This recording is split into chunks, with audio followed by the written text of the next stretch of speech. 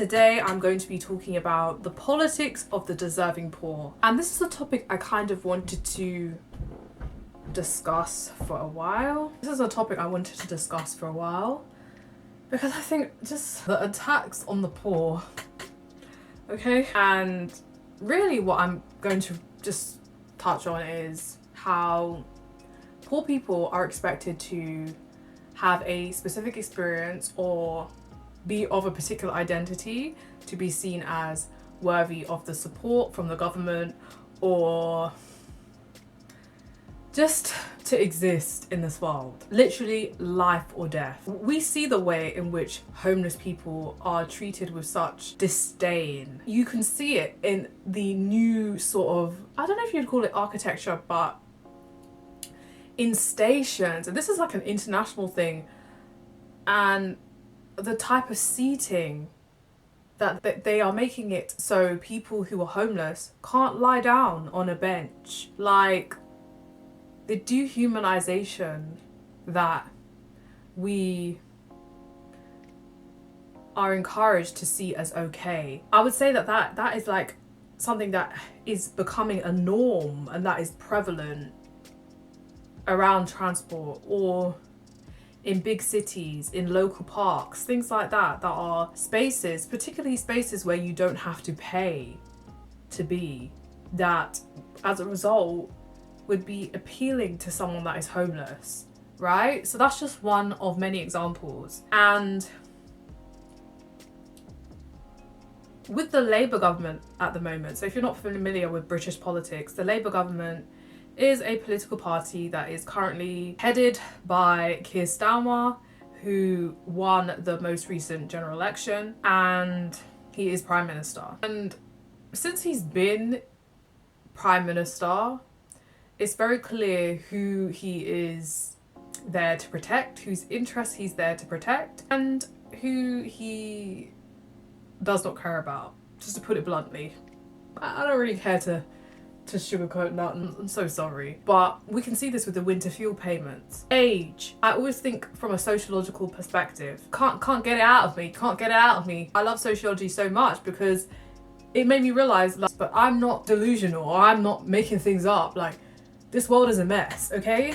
And when it comes to ageism, elderly people or older folk are not considered people that should be protected, right? Why would you, when it's coming, and this comes to the person that also makes that decisions, I think, is it Rachel Reeves or whatever? Why is your first decision to take money from elderly people who are vulnerable? You don't know what their situation is. You're actually exacerbating their situation. That money can make such a huge difference in their life, and you're just taking it away. I know they're trying to backtrack and, you know, change it up now because of the backlash that they received, but that is part of a conversation around who is seen worthy of support. Because I think when it comes to classism, right, especially in the UK, hell, okay? If you don't grow up rich in this country, you feel like you're always fighting to keep up. Like, that's literally how I feel, okay? Whether it's education, it's like the fight never stops. You're always trying to keep up. People do not understand. If you do not grow up poor, you don't get it. Because I feel like I'm always fighting to keep up. But I just mean, I'm just stressed 24/7. And under a capitalism, why wouldn't I be? Because I just feel like it thrives off of me feeling like I'm not good enough, to be quite honest with you. And that's as a woman, as a working class person, and as a black person. My labour is never valued. So it's not funny. But I just like to laugh about it because what else can I do, babes? What else can I do? What else? Okay, so yeah. And then there was that whole situation as well, focusing on the UK, around who is seen as like, oh, like, we're gonna reassess everybody again that is disabled and saying they cannot work. Sorry? So what about the rich? You have all this energy for working class people, and we know that marginalized folk are more likely to have a particular relationship to class because of the discrimination they face. So if you're attacking the poor, statistically you're attacking black and brown folk. Statistically, you're attacking disabled folk. What people, for example, we know that the vulnerable position that people in the LGBT plus community might have because of their parents or their family not accepting them, relationship to homelessness, things like that. You guys have all these resources. What's stopping you from actually doing what you're there to be doing? Okay? And I don't like the Labour Party either, right? But it's interesting because if you look at the history of the Labour Party, a key part of their values was that they're meant to represent the working class. You could argue that never really existed. I think some people do. So a lot of the people that had that kind of like approach and value in how they lived as MPs are not in the Labour Party anymore. Too radical. Boo, boo, scary. Like, that's very much the vibe that is coming across from Keir's Labour. Yeah, I'm kind of going all over the place, but I just kind of wanted to rant on this topic. And why do poor people have to prove that they should be entitled to support? Give the support. You're always there like favouring the wealthy. Do you think we can't see it? Like, we see that right now with people like David Lammy and what's that other woman's name? What's her name? Oh, I can't remember the names of these MPs. But they have no ethics, they have no morals. It's just all about their career. They don't care about people. They don't care about how the UK government is impacting people in the global south. They just care about their own damn position, and that's it. And they always want to push that, oh, people are lazy, get back into the workplace. Even with the conversation around working from home, there's certain CEOs that every 6 weeks are talking about, oh, people need to get back into the office. It's only because you're losing money. You're losing money because you're paying all that money on the offices and nobody's going in. But what you're not acknowledging is that there are a very diverse group of people that benefit from work being more flexible or having that work from home ability to do that. Like people that have chronic illnesses and people who have disabilities or people that have children. And why does everything have to be so unhuman? Because you only care about money. And I think in a time like how it is right now, we're really seeing who's who is somebody that cares about other human beings and who could not give a shit.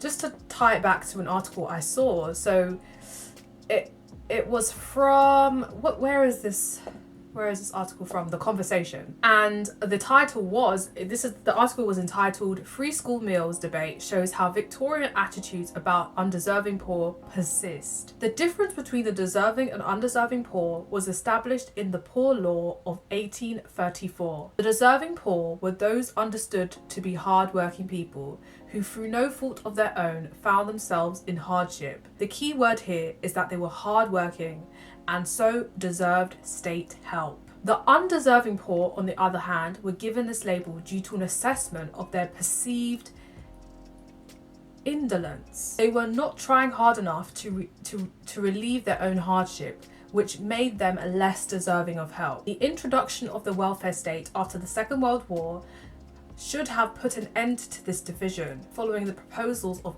economist Sir William Beveridge. Welfare was introduced as a right. All workers should contribute and all in the need would benefit. However, previous attitudes to poverty persist. Yeah, and I think that's a socialist concept, right? That everybody should have access to support. And I agree. I don't believe that there should be any suffering. I think this is where it takes it to the further left. But I just feel that no one should have so much wealth. When you're seeing such huge divisions between the rich and the poor, that is wrong. And then you have those very same people saying that they're blessed by God. If you're and I think this is one of the issues I just for me, I tried to be religious, I did, but it just didn't click for me. But I just think certain mindsets and that I see from religious folk, particularly those that are wealthy, that you're blessed from God. So what, we curse them. People that don't have money are curse them. And it links to that prosperity gospel idea that God blesses people with wealth, that God blesses people with money, that they are the chosen one because they are rich, right? And if we look at the world, if we look at who's struggling, are you then saying that the global majority are not blessed? Are we a cursed people? So I really, really want people to that have that mindset to really sit back and reflect, because it's not cute. It's not very cutesy. It's not very demure. It's not very cutesy. It's not very demure. Shout out to Jules. Shout out to Jules. It's not cutesy. It's not demure. Okay? And it actually just feeds into this idea, you know, in terms of the deserving, undeserving poor. Who should exist? Who should not be here? It's very Black Mirror. And this whole, you have to be the exception to the rule. And it's very hard not to be impacted by that, or to not feel insecure when you're maybe not as successful as you would have liked to be. But I definitely do not want to be successful in a way that my success relies on the dehumanization or the exploitation of others. That's not for me, babes. That is not for me. Okay? I just want a amount of money that I can survive and feel comfortable and secure in my future. I think that that's what we all want, right? And we shouldn't have to tick certain boxes to be entitled to support, right? If you see, it's particularly everywhere I look right now, I'm seeing people talking about the job market, and it is terrible. Meritocracy does not exist. People are constantly bending things to their favor. You have the nepo babies and the you know, maybe like middle class folk who have access to that social capital to get ahead. And if you're not in these rooms, if you're not in these conversations, if you don't have those connections, it's so much harder in the UK. It's so much harder. So when things are not a level playing field, we should not have these respectability politics ideas around who should have support. So for example, single mothers are dehumanized all the bloody time. I will literally fight someone over this. I will. I've always felt that they want to dehumanize particularly Black single mothers. If you're of that mindset, click off this video now. Unfollow me even. You don't exist in my world, okay? Because why are we attacking people? And it just links to that whole gendered, oh, well, they fathered, or not fathered, they're unmarried, you know, like in terms of patriarchal expectations of womanhood. And obviously not all single mothers did not have marriage, right? Oh boy.